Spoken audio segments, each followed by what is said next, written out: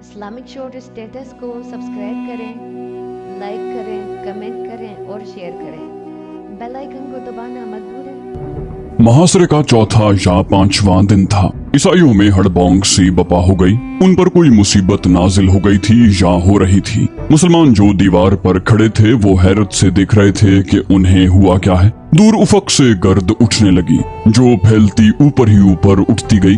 یہ کسی قافلے کی اڑائی ہوئی گرد نہیں تھی، یہ کسی فوج کی گرد معلوم ہوتی تھی۔ اگر یہ فوج تھی تو عیسائیوں کی ہی ہو سکتی تھی یا یہ رومیوں کی فوج ہو سکتی تھی۔ عیسائیوں میں جو افراتفری بپا ہوئی تھی وہ زیادہ ہو گئی اور وہ لڑنے کی ترتیب میں آنے لگے۔ گرد ابھی دور تھی، عیسائیوں نے تو محاصرہ اٹھا ہی دیا اور وہ بڑی تیزی سے ایک سمت کو روانہ ہو گئے۔ مسلمانوں نے قلعے کی دیواروں پر نعرے لگانے شروع کر دیے۔ گرد میں سے ایک فوج آہستہ آہستہ نمودار ہونے لگی۔ یہ مسلمانوں کی فوج تھی۔ عیسائیوں کو اس کی آمد کی اطلاع پہلے ہی مل گئی تھی۔ مورخوں نے لکھا ہے کہ عیسائی غیر تربیت یافتہ تھے۔ وہ وہاں رکتے تو خود محاصرے میں آ جاتے، حمص کے دروازے کھل جاتے اور اندر سے بھی مسلمانوں کی فوج باہر آ جاتی۔ عیسائیوں کا انجام بہت برا ہوتا۔ انہوں نے یہ خطرہ بھی دیکھ لیا تھا کہ وہ اپنی بستیوں میں کوئی فوج نہیں چھوڑائے تھے۔ لڑائی کی صورت میں مسلمانوں نے انہیں شکست دے کر ان بستیوں پر ٹوٹ پڑنا تھا۔ مسلمانوں کی یہ فوج جو حمص میں محصور فوج کی مدد کو آئی تھی وہ 4000 سوار تھے جو قعقاع بن عمر کی زیر کمان تھے۔ یہ سوار اس طرح آئے تھے کہ خلیفۃ الرسول عمر رضی اللہ عنہ کو ابو عبیدہ رضی اللہ عنہ کا پیغام ملا تھا، تو انہوں نے کہا تھا کہ یہ عیسائی تربیت یافتہ فوج نہیں بلکہ یہ غیر منظم ہجوم ہے جسے ابو عبیدہ رضی اللہ عنہ اور خالد رضی اللہ عنہ سنبھال لیں گے، لیکن کمک ضروری ہے۔ چنانچہ انہوں نے سعد بن ابی وقاص رضی اللہ عنہ کو جو عراق میں مقیم مسلمانوں کی فوج کے سپاہ سالار تھے حکم بھیجا کہ 3 سالاروں کو عیسائیوں کے علاقے جزیرہ کی طرف بھیج دو۔ ان سالاروں میں سہیل بن عدی، عبداللہ بن عتبہ اور ایاد بن غنم بھی شامل تھے۔ عمر رضی اللہ عنہ نے حکم نامے میں یہ بھی لکھا تھا کہ سالار قعقاع بن عمر کو 4000 سوار دے کر ابو عبیدہ رضی اللہ عنہ کی مدد کے لیے حمص بھیج دیا جائے۔ اس طرح قعقاع رضی اللہ عنہ محصور مسلمانوں کی مدد کو پہنچ گئے۔ انہیں معلوم نہیں تھا کہ حمص عیسائیوں کے محاصرے میں ہے۔ انہیں دیکھ کر ہی عیسائی محاصرہ اٹھا کر چلے گئے۔ امیر المومنین نے ٹھیک کہا تھا کہ یہ عیسائی کوئی منظم فوج نہیں۔ یہ عیسائیوں نے خود ہی ثابت کر دیا اور اس کے ساتھ ہی عیسائیوں نے یہ بھی ثابت کر دیا کہ مسلمانوں کو عیسائیوں پر اعتماد نہیں کرنا چاہیے اور مسلمان ارض شام کی فتح کو اس وقت تک مکمل نہ سمجھیں جب تک کہ وہ اندرونی خطروں کو بھی ختم نہ کر لیں۔ عیسائیوں کے اس جنگی اقدام سے واضح ہو گیا تھا کہ ہم مذہب ہونے کی وجہ سے یا مسلمان نہ ہونے کی وجہ سے ان کی دلچسپیاں اور وفاداریاں رومیوں کے ساتھ ہیں۔ خلیفہ کے حکم کے مطابق جزیرہ کے تمام علاقے کو مسلمانوں نے اپنی عملداری میں لے لیا۔ عیسائیوں کے خلاف کوئی تعذیبی کارروائی نہ کی گئی۔ اگر کہیں عیسائیوں نے مسلح مزاحمت کی تو ان کے خلاف جنگی کارروائی کی گئی۔ شمالی سرحد کو تخریب کاری سے بچانے کے لیے ابو عبیدہ رضی اللہ عنہ نے سرحد پار جا کر حملے شروع کر دیے۔ اس سے شام میں امن و امان ہو گیا۔ عمر بن الخطاب نے عدل و انصاف میں شہرت پائی ہے۔ عدل فاروقی ضرب المثل کے طور پر استعمال ہوتا ہے۔ ان کے عدل کی لاٹھی سے سب یکساں طور پر ہانکے جاتے تھے۔ ان کی لاٹھی غربت اور عمارت، رنگ و نسل، آقا اور غلام کو نہیں پہچانتی تھی۔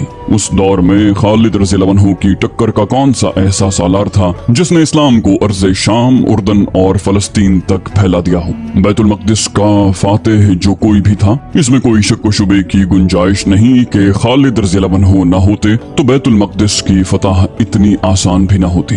عمر رضی اللہ عنہ ذاتی طور پر جانتے تھے قیصر و کسریٰ کے خلاف بعض فتوحات اس لیے ممکن ہو سکی تھی کہ خالد رضی اللہ عنہ نے غیر معمولی طور پر دلیرانہ فیصلے کیے تھے۔ ابو عبیدہ رضی اللہ عنہ ٹھنڈے مزاج کے سالار تھے۔ اگر خالد رضی اللہ عنہ ان کے ساتھ نہ ہوتے تو رومیوں کے خلاف اتنی تیزی سے اتنی زیادہ کامیابیاں حاصل نہ کی جا سکتی۔ خود عمر رضی اللہ عنہ خالد رضی اللہ عنہ کے معترف تھے، لیکن عمر رضی اللہ عنہ کو جب خالد رضی اللہ عنہ کے خلاف ایک ایسی بات کا پتہ چلا جو اسلام کی روح کے منافی تھی اور جسے عمر رضی اللہ عنہ نظر انداز بھی کر سکتے تھے، تو انہوں نے فوری کارروائی کا حکم دے دیا۔ عمر رضی اللہ عنہ نے سوچا تک نہیں کہ خالد رضی اللہ عنہ کی جو قدر و قیمت ہے وہ اتنی زیادہ ہے کہ یہ چھوٹا سا الزام ہضم بھی کیا جا سکتا ہے۔ بعض مورخوں نے لکھا ہے کہ عمر بن الخطاب نے مسند خلافت پر بیٹھتے ہی تمام دستوں میں ایک ایک دو مخبر رکھ دیے تھے جو سالاروں اور دیگر عہدیداروں کی ذاتی سرگرمیوں پر نظر رکھتے۔ جب شام میں امن و امان ہو گیا اور خالد रज़ी अल्लाह अन्हु को किनसरीन का हाकिम बना दिया गया तो उमर रज़ी अल्लाह अन्हु को मदीना में इत्तला मिली कि खालिद रज़ी अल्लाह अन्हु ने एक शायर को जिसका नाम अशस बिन कैस था 10,000 दिरहम सिर्फ इसलिए इनाम के तौर पर दिए कि उसने किनसरीन में जाकर खालिद रज़ी अल्लाह अन्हु की फुतूहात को खिराज तहसीन पेश करने के लिए एक कसीदा पढ़ा था। अशस बिन कैस बनु कंदा का सरदार था। उसने शायरी और मदाह सराई को अपना पेशा बना लिया था। वो और उस जैसे चंद और शायर सालारों और हाकिमों वगैरह के यहाँ जाते, कसीदा पढ़ते और तोहफे तहाइफ और इनाम इकराम वसूल करते। इस ज़िमन में अशस किनसरीन खालिद रज़ी अल्लाह अन्हु के यहाँ जा पहुंचा। खालिद रज़ी अल्लाह अन्हु अमीर बाप के बेटे थे। उन्होंने गुर्बत देखी ही नहीं थी, शहजादों की तरह पले बड़े थे। ये तो उनकी अजमत थी कि सही मानों में शहजादा होते हुए उन्होंने आधी उम्र मैदान जंग में पेशकदमियों में जमीन पर सोते और घोड़े की पीठ पर गुजार दी। वो तबन खुश ज़ौक़ थे, फयाज थे, हर हसीन चीज के दिलदादा थे। उन्होंने उस शायर को जो इनाम दिया था वो अपनी जेब से दिया था। उस वक्त सालार उससे ज्यादा अमीर होते थे, जिसकी वजह ये थी कि दुश्मन के जिस सालार को वो जाती मुबाजरत में शिकस्त देते उनके तमाम तर मालो दौलत के खुद हकदार होते। इसके अलावा उन्हें माल गनीमत में से भी हिस्सा मिलता। खालिद रज़ी अल्लाह अन्हु ने दुश्मन के बेशुमार सालारों को जाती मुकाबलों में कत्ल किया था। उनके मालो अम्वाल खालिद रज़ी अल्लाह अन्हु के हिस्से में आए थे। तारीख गवाह है कि खालिद रज़ी अल्लाह अन्हु ने इतना मालो दौलत अपने पास रखा ही नहीं था। मौरखों ने लिखा है कि शाम की जंग खत्म हुई तो खालिद रज़ी अल्लाह अन्हु ने अपने सवार दस्ते के सवारों को अपनी जेब से नकद इनामात दिए। उनके सवार दस्ते ने जो कारनामे कर दिखाए थे वो हम बयान कर चुके हैं। वो उससे भी बड़े इनाम के हकदार थे, लेकिन खिलाफत मदीना की निगाह में इनाम का तसव्वुर कुछ और था और वही इस्लाम की रूह के ऐन मुताबिक था। उमर बिन खत्ताब रज़ी अल्लाह अन्हु ने तारीख इस्लाम के मशहूर मौज़न बिलाल रज़ी अल्लाह अन्हु के हाथ अबू उबैदा रज़ी अल्लाह अन्हु को एक तहरीरी हुक्मनामा भेजा। वो कुछ ऐसा था: खालिद बिन वलीद को मुजाहिदीन की जमात के दरमियान खड़ा करो, उसके सर से दस्तार उतारो, दस्तार से उसके हाथ पीठ के पीछे बांधो, टोपी भी उसके सर से उतार दो। फिर उससे पूछो कि उसने एक शायर अशस बिन कैस को इनाम अपनी जेब से दिया है या माले गनीमत से। अगर वो इकबाल करे कि माले गनीमत में से दिया है तो उसे खयानत में पकड़ो, अगर उसने अपनी जेब से दिया है तो उस पर इसराफ का इल्जाम आयद करो। इनमें से जिस इल्जाम का भी वो एतराफ करता है उसकी पादाश में उसके मौजूदा ओहदे से माजूल कर दो और उसकी जगह तुम खुद काम करो। ये अरबों का रिवाज था कि जिस पर कोई इल्जाम होता था उसके हाथ उसी की पगड़ी से बांधकर लोगों के सामने पूछा जाता कि उसने ये जुर्म किया है या नहीं। एक आम आदमी के साथ यही सलूक होता था, लेकिन उमर रज़ी अल्लाह अन्हु ने खालिद रज़ी अल्लाह अन्हु जैसे अजीम और तारीख साज सालार को भी आम आदमी की सतह पर खड़ा कर दिया। मौरखों ने लिखा है कि अबू उबैदा रज़ी अल्लाह अन्हु ने जब ये हुक्मनामा पढ़ा तो उन पर सन्नाटा तारी हो गया। अगर उमर रज़ी अल्लाह अन्हु अबू उबैदा रज़ी अल्लाह अन्हु को थोड़ी सी भी इजाजत दे देते कि वो ये तहकीकात अपने तौर पर कर लें तो अबू उबैदा रज़ी अल्लाह अन्हु खालिद रज़ी अल्लाह अन्हु के साथ ये तरीका इख्तियार न करते। लेकिन वो जानते थे कि उमर रज़ी अल्लाह अन्हु डिसिप्लिन और अदलो इंसाफ के मामले में किस कदर सख्त हैं। उस वक्त अबू उबैदा रज़ी अल्लाह अन्हु हुम्स में और खालिद रज़ी अल्लाह अन्हु किनसरीन में थे। अबू उबैदा रज़ी अल्लाह अन्हु ने कासिद को भेजा कि वो किनसरीन से खालिद रज़ी अल्लाह अन्हु को बुला लाएं। कासिद ने जब खालिद रज़ी अल्लाह अन्हु को पैगाम दिया तो खालिद रज़ी अल्लाह अन्हु उछल कर उठे, नारा लगाने के अंदाज में कहा, खुदा की कसम मुझे एक और जंग लड़ने के लिए बुलाया गया है। खालिद रज़ी अल्लाह अन्हु इस खुशी को दिल में बसाए हुम्स पहुंचे कि रूमियों या बैजंतीनियों के खिलाफ कोई बड़ी जंग लड़ी जाने वाली है। लेकिन वो जब अबू उबैदा रज़ी अल्लाह अन्हु के सामने गए तो अबू उबैदा रज़ी अल्लाह अन्हु के चेहरे पर उदासी के आसार थे। खालिद रज़ी अल्लाह अन्हु ने उनके पास बैठते हुए पूछा, अमीनुल उम्मत, क्या वो गलत है जो मैं समझ कर आया हूँ? अबू उबैदा रज़ी अल्लाह अन्हु ने गम से बोझल आवाज में खालिद रज़ी अल्लाह अन्हु से कहा, अबू सुलेमान, अमीरुल मोमिनीन ने तुझ पर इल्जाम आयद किया है कि तूने 10,000 दिरहम अशस को दिए हैं। वो अगर माले गनीमत से दिए हैं तो ये खयानत का जुर्म है, और अगर अपनी जेब से दिए हैं तो ये फजूल खर्ची है जो इस्लाम की निगाह में नाजायज है।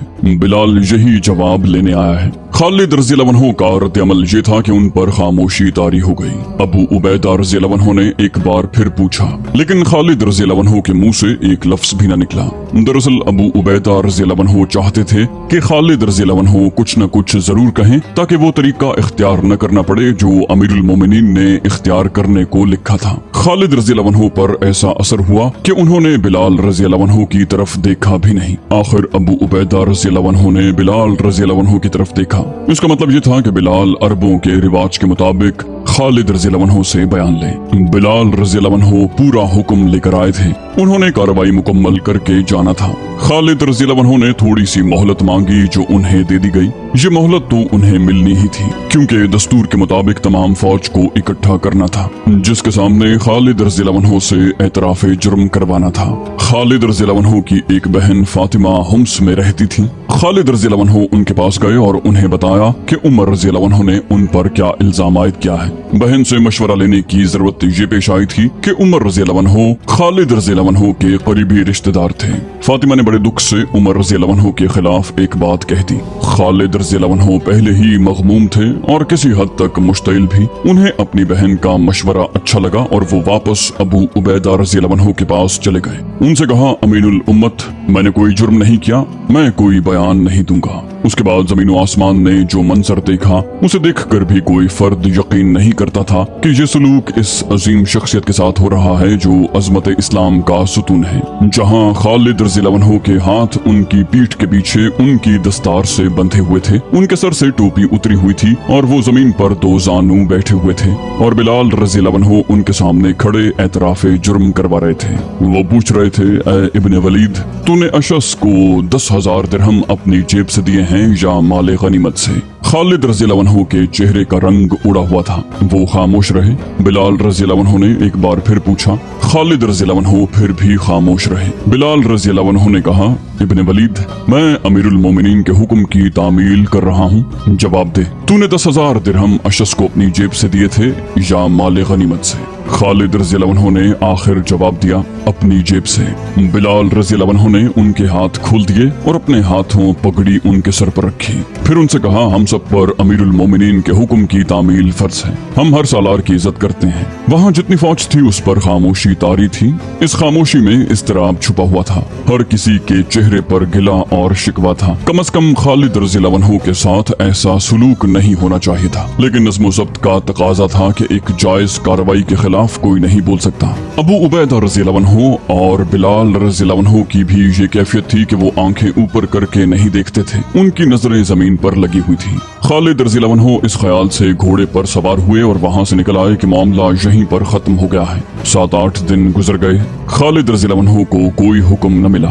वो हुम्स गए और अबू उबैदा रज़ी अल्लाह अन्हु से मिले। अबू उबैदा रज़ी अल्लाह अन्हु ने अमीरुल मोमिनीन का हुक्मनामा खालिद रज़ी अल्लाह अन्हु के सामने करते हुए कहा, अबू सुलेमान, ये पढ़ लो। ये वो हुक्मनामा था जो अमीरुल मोमिनीन ने अबू उबैदा रज़ी अल्लाह अन्हु की तरफ भेजा था कि खालिद रज़ी अल्लाह अन्हु जो भी एतराफ करें उन्हें माजूल कर दिया जाए। खालिद रज़ी अल्लाह अन्हु ने अबू उबैदा रज़ी अल्लाह अन्हु से कहा, तुझ पर अल्लाह की रहमत हो अमीनुल उम्मत। अमीरुल मोमिनीन का ये हुक्म मुझे उसी रोज क्यों ना सुना दिया? अबू उबैदा रज़ी अल्लाह अन्हु ने कहा, खुदा की कसम अबू सुलेमान, मुझे अंदाजा था इस दुख का जो तुझे होना था।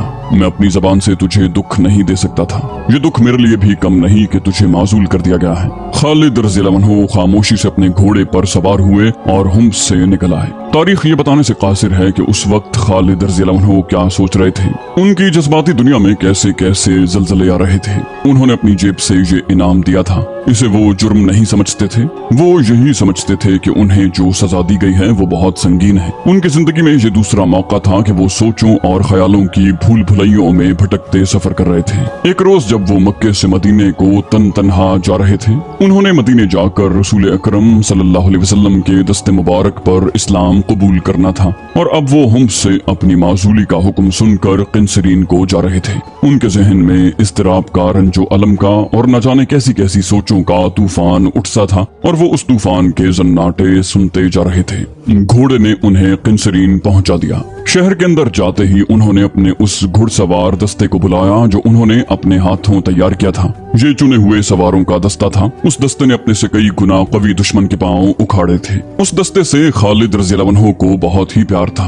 अभी कल ही की बात थी कि उस दस्ते के सामने खड़े होकर खालिद रज़ी अल्लाह अन्हु कहा करते थे कि दुश्मन पर टूट पड़ो। आज वो उसी दस्ते के सामने रंजो अलम का मुरक्का बने अपने घोड़े पर बैठे थे। खालिद रज़ी अल्लाह अन्हु अपने उस महबूब दस्ते से न जाने कैसी कैसी बातें करना चाहते थे। उन्होंने बोलना चाहा तो उन पर रिक्कत सी तारी हो गई। वो उस दस्ते की जुदाई बर्दाश्त नहीं कर सकते थे। उन्होंने इंतहाई मुख्तसर अल्फाज में सवारों की कामयाबियों की, उनकी बरकरफ्तारियों की, जांबाजी और सरफरोशी की दिल खोल कर तारीफ की। फिर उन्हें बताया कि वो हमेशा के लिए उनका साथ छोड़ रहे हैं। सवारों का रद्दमल ये था कि जैसे उनकी सांसें रुक गई हों। दर्दनाक सा एक सुकूत था जो उन पर तारी हो गया था। उस सुकूत को सवारों की सिसकियों ने तोड़ा। खालिद रज़ियल्लाहु अन्हु ने घोड़ा मोड़ा और वहां से हटाए। ये मंजर उनकी बर्दाश्त से बाहर था। वहां से वो हुम्स गए, तमाम मुजाहिदीन से मिले, बोझल दिल से सबको खुदा हाफिज कहा और मदीने को रवाना हो गए। खालिद रज़ियल्लाहु अन्हु मदीना में दाखिल हुए, लेकिन एक फातेह सालार की हैसियत से नहीं कि लोग घरों से बाहर आकर उनका इस्तकबाल करते।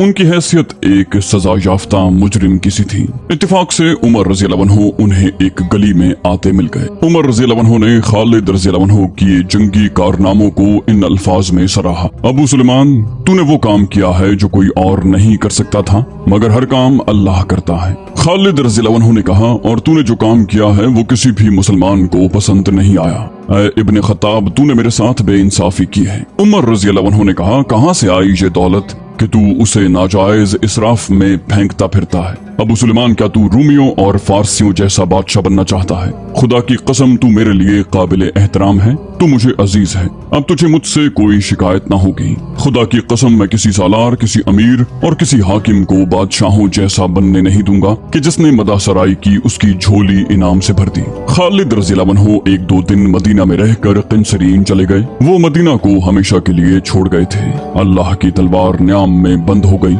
इस वाक़े के मुताल्लिक बहुत कुछ कहा जा सकता था, बहुत कुछ कहा जा चुका है। तारीखदानों ने अपनी अपनी राय दी है। बाज ने उमर रज़ियल्लाहु अन्हु के इस फैसले के खिलाफ लिखा है। खुलफाए राशिदीन को रुस्वा करने वालों ने लिखा है कि उमर रज़ियल्लाहु अन्हु खुदा न खास्ता दिल में खालिद रज़ियल्लाहु अन्हु के खिलाफ जाती रंजिश रखते थे, जिसे उन्होंने यूं मिटाया कि खलीफा बनते ही खालिद रज़ियल्लाहु अन्हु को माजूल कर दिया। हालांकि हकीकत कुछ और थी। अगर हम आज के दौर में और आज के हुक्मरानों को सामने रख कर सोचें तो उमर रज़ियल्लाहु अन्हु का ये फैसला अच्छा नहीं लगेगा, और अगर हम उस दौर को तसव्वुर में लाएं और गहराई में जाएं तो हम इस नतीजे पर पहुंचते हैं कि उमर रज़ियल्लाहु अन्हु का फैसला सही था। गौर कीजिए, उमर रज़ियल्लाहु अन्हु ने कहा था कि तुम बादशाह बनना चाहते हो। बादशाहों के अंदाज यही होते हैं कि जिसने तारीफ में दो कलमे कहे तो उसे इनामो इकराम से मालामाल कर दिया। गौर कीजिए, उमर बिन खत्ताब रज़ियल्लाहु अन्हु की नजर आने वाले वक्त के पर्दे चाक करके कितनी दूर चली गई थी। खुलफाए राशिदीन के बाद आने वाले खुलफा ने इनामो इकराम का सिलसिला शुरू कर दिया था। अब्बासी तो रिवायती बादशाह बन गए थे। उंदलस के आखिरी दौर को देखिए, दरबार लगा हुआ है। शायर और अदीब मंजूम और नसरी कसीदे पढ़ रहे हैं और इनामात से झोलियां भर रहे हैं। खुशामद एक फन और एक पेशा बन गया है, और उन इनाम खोरों, मदासराओं और खुशामदियों ने सल्तनत उंदलस को सुकूते गरनाता तक पहुंचाया। उसके बाद सल्तनत इस्लामिया बादशाहियों में बट गई। हिंदुस्तान में मुगलिया सल्तनत के इनाम मशहूर हुए और उस सल्तनत को जवाल आया। अब पाकिस्तान में देख लें, इनाम इकराम का वही मजमूम सिलसिला चल रहा है जिसे इस्लाम ने नाजायज इसराफ करार दिया था। खालिद बिन वलीद रज़ियल्लाहु अन्हु ने अपनी जेब से इनाम दिया और माजूली की सजा पाई, लेकिन हमारे हुक्मरान सरकारी खजाने से इनाम देते चले जा रहे हैं। हकीकत यह है कि ये गैर मुमालिक से लिए हुए कर्जों की रकम है जिस पर हम सूद अदा कर रहे हैं। उमर रज़ियल्लाहु अन्हु की दूरबीन निगाहों ने देख लिया था कि इनामो इकराम का सिलसिला चल निकला तो इसका नतीजा जवाल के सिवा और कुछ न होगा। उमर रज़ियल्लाहु अन्हु ने इसलिए भी खालिद रज़ियल्लाहु अन्हु को नहीं बख्शा था कि अदलो इंसाफ और सजा में छोटे बड़े का फर्क न रहे। उन्होंने सोचा था कि उन्होंने खालिद रज़ियल्लाहु अन्हु को माफ कर दिया तो ये दस्तूर बन जाएगा कि सालार, अमीर, हाकिम और हैसियत वाले अफराद को सजा मिल ही नहीं सकती। इस तरह अदलो इंसाफ खत्म हो जाएगा और इस्लामी माशरा छोटे और बड़े में बट जाएगा। उमर रज़ियल्लाहु अन्हु अहकाम मनवाने में इस कदर सख्त थे कि उन्होंने अपने बेटे को 100 कोड़ों की सजा दी थी। 80 कोड़े मारे गए तो उनका बेटा मर गया। उमर रज़ियल्लाहु अन्हु को इत्तला दी गई। उन्होंने हुक्म दिया कि 100 कोड़े पूरे करो, बाकी 20 कोड़े उसकी लाश पर मारो। मदीने से खालिद रज़ियल्लाहु अन्हु किंसरीन चले गए, वहां से हुम्स चले गए और उनकी उम्र के बाकी 4 साल वहीं गुजरे। एक वक्त आया कि खालिद रज़ियल्लाहु अन्हु तंग दस्त हो गए। अहले कुरैश का शहजादा, मैदान जंग का बादशाह, दिल का सखी और फैयाज, हजारों दिरहम हकदारों में तकसीम कर देने वाला इंसान मुफलिसी के चुंगल में आ गया। थोड़े ही अरसे के बाद अमीरुल मोमिनीन उमर रज़ी अल्लाह अन्हु ने कुछ मुसलमानों के लिए वजीफा मुकर्रर कर दिया जो 3000 दिरहम सालाना था। ये खालिद रज़ी अल्लाह अन्हु को भी मिलने लगा, जिससे वो हुम्स में अपने कुंबे के साथ जिंदगी के दिन पूरे करने लगे। खालिद रज़ी अल्लाह अन्हु अब वो खालिद रज़ी अल्लाह अन्हु नहीं थे जिनकी इस ललकार अना फारिसल जदीद अना खालिद बिन वलीद से दुश्मन पर दहशत तारी हो जाया करती थी। वो गोशा नशीन थे, उनकी जिंदा दिली, खुश ज़ौक़ी और शोखी खत्म हो गई। वो चुप और उदास रहने लगे। जनवरी या फरवरी 639 ईस्वी 18 हिजरी में उन्हें एक और सदमा बर्दाश्त करना पड़ा। फलस्तीन के एक कस्बे अमवास में ताउन की वबा फूट पड़ी जो देखते ही देखते तमाम फलस्तीन और शाम में फैल गई। लोग बड़ी तेजी से मौत का शिकार होने लगे। यहाँ अबू उबैदा रज़ी अल्लाह अन्हु के किरदार का जिक्र बेमहल न होगा। मौरिख लिखते हैं कि अमीरुल मोमिनीन उमर रज़ी अल्लाह अन्हु ने अबू उबैदा रज़ी अल्लाह अन्हु को पैगाम भेजा कि वो मदीना आ जाएं, कुछ जरूरी मशवरा करना है। अबू उबैदा रज़ी अल्लाह अन्हु ने जवाब दिया कि मेरे जिन साथियों ने मैदान जंग में कभी साथ नहीं छोड़ा था उन्हें मैं ताउन के डर से छोड़कर नहीं आऊंगा। चुनाचे वो अपनी फौज के साथ रहे और ताउन की वबा में शहीद हो गए। खालिद रज़ी अल्लाह अन्हु के तमाम साथी सालार जिनके साथ उन्होंने बड़ी खौफनाक जंगें लड़ी थी ताउन से इंतकाल कर गए। इनमें अबू उबैदा रज़ी अल्लाह अन्हु, शराहबील बिन हसना, ज़ुरार बिन अल अज़वर, यजीद बिन अबी सुफियान रज़ी अल्लाह अन्हु शामिल थे। खालिद रज़ी अल्लाह अन्हु के अपने बहुत से बेटे ताउन का शिकार हो गए। एक बाप के लिए ये सदमा नाकाबिले बर्दाश्त था। ताउन की उस वबा में 25,000 मुसलमान अल्लाह को प्यारे हो गए थे। खालिद रज़ी अल्लाह अन्हु पहले भी चुप ही रहते थे, मगर अब तो जैसे उनकी कुव्वते गोयाई खत्म ही हो गई। मुसलमानों की फुतूहात का सिलसिला चल रहा था। अबू उबैदा रज़ी अल्लाह अन्हु के बाद सिपाह सालारी अमर बिन अल-आस को मिली। खालिद रज़ी अल्लाह अन्हु जब मुसलमानों की नई फतह की खबर सुनते थे तो उनके चेहरे पर रौनक आ जाती, मगर कुछ देर के बाद वो फिर से बुझ कर रह जाते। गालिबन उन्हें ये ख्याल आता कि वो इस जंग में शरीक नहीं थे। 642 ईस्वी 21 हिजरी में खालिद रज़ी अल्लाह अन्हु को ऐसी बीमारी ने आ लिया जो उन्हें बड़ी तेजी से खाने लगी। ये सदमों का असर था। उनका जिस्म खुलता चला गया। एक रोज एक दोस्त उन्हें देखने आया। खालिद रज़ी अल्लाह अन्हु ने अपनी एक टांग नंगी करके अपने दोस्त को दिखाई और पूछा, गौर से देख, क्या मेरी टांग पर कोई जगह तुझे नजर आती है जहाँ तीर, तलवार या बर्छी का जख्म न हो? दोस्त को ऐसी कोई जगह नजर न आई जहाँ जख्म न था। खालिद रज़ी अल्लाह अन्हु ने दूसरी टांग नंगी करके दोस्त को दिखाई और यही सवाल पूछा। फिर दोनों बाजू बारी बारी नंगे किए और यही सवाल पूछा। फिर सीना और पीठ दिखाई। दोस्त को एक बालिश से ज्यादा कोई जगह नजर न आई जहाँ जख्म का निशान न हो। खालिद रज़ी अल्लाह अन्हु ने बड़ी नहीफ आवाज में कहा, क्या तू नहीं जानता कि मैंने कितनी जंगें लड़ी हैं? फिर मैं शहीद क्यों न हुआ? मैं लड़ते हुए क्यों न मरा? दोस्त ने कहा, तू मैदान जंग में नहीं मर सकता था अबू सुलेमान। तुझे रसूलुल्लाह सल्लल्लाहु अलैहि वसल्लम ने अल्लाह की तलवार कहा था। ये रसूल अकरम सल्लल्लाहु अलैहि वसल्लम की पेशन गोई थी कि तू मैदान जंग में नहीं मारा जाएगा। अगर तू मारा जाता तो सब कहते कि काफिर ने इस्लाम की तलवार तोड़ दी है। ऐसा हो नहीं सकता था। तू इस्लाम की शमशीर बेनियाम था। इंतकाल के वक्त खालिद रज़ी अल्लाह अन्हु के पास उनका एक मुलाजिम हमाम था। नज़ा के आलम में खालिद रज़ी अल्लाह अन्हु ने कहा, मैं एक ऊंट की तरह मर रहा हूँ। बिस्तर पर मरना मेरे लिए शर्मनाक है। और खालिद रज़ी अल्लाह अन्हु उस अल्लाह के हुजूर पहुंच गए जिसकी वो शमशीर थे। खालिद बिन वलीद सैफुल्लाह दुनिया से उठ गए। उनकी उम्र 58 साल थी। उनकी वफात की खबर मदीने पहुंची तो बनी मखसूम की औरतों में कोहराम मच गया। मदीना की दूसरी औरतें भी बाहर आ गईं और मदीने की फजा सोगवार हो गई। औरतों की आहो बुका से मदीना की फजाएं गूंज उठी। अमीरुल मोमिनीन उमर रज़ी अल्लाह अन्हु ने खिलाफत की मसनद पर बैठते ही ये हुक्म जारी किया था कि किसी वफात पर गिरियाउजारी नहीं की जाएगी। उनके इस हुक्म पर सख्ती से अमल होता रहा था, मगर खालिद रज़ी अल्लाह अन्हु की वफात पर औरतें घरों से बाहर आकर बैन कर रही थी। उमर रज़ी अल्लाह अन्हु ने अपने घर में बैठे ये आवाजें सुनी तो वो गुस्से से उठे और दीवार के साथ लटकता हुआ दुर्रा लेकर तेजी से बाहर को चले, लेकिन दरवाजे में रुक गए। कुछ देर सोचकर वापस आ गए और दुर्रा वहीं लटका दिया जहां से उठाया था। उमर रज़ी अल्लाह अन्हु ने ऐलान किया, बनी मखजूम की औरतों को रोने की इजाजत है। इन्हें अबू सुलेमान पर रोने दो। इनका रोना दिखावे का नहीं, रोने वाले अबू सुलेमान जैसों पर ही रोया करते हैं। हुम्स में एक बड़ा हसीन बाग है। फूलों की क्यारियां हैं, दरमियान में रास्ते हैं, दरख्त हैं। उस बाग में एक मस्जिद है जो मस्जिद खालिद बिन वलीद के नाम से मशहूर है। बहुत दिलकश मस्जिद है और उस मस्जिद के एक कोने में खालिद रज़ियल्लाहु अन्हु की कब्र है। खालिद रज़ियल्लाहु अन्हु की दास्तान शजाअत जानने वालों को जैसे अब भी उस मस्जिद में जाकर ये ललकार सुनाई देती है, अना फारिस अल जदीद, अना खालिद बिन अल वलीद। इस्लामिक शोर स्टेटस को सब्सक्राइब करें, लाइक करें, कमेंट करें और शेयर करें। बेल आइकन को दबाना मत भूलें।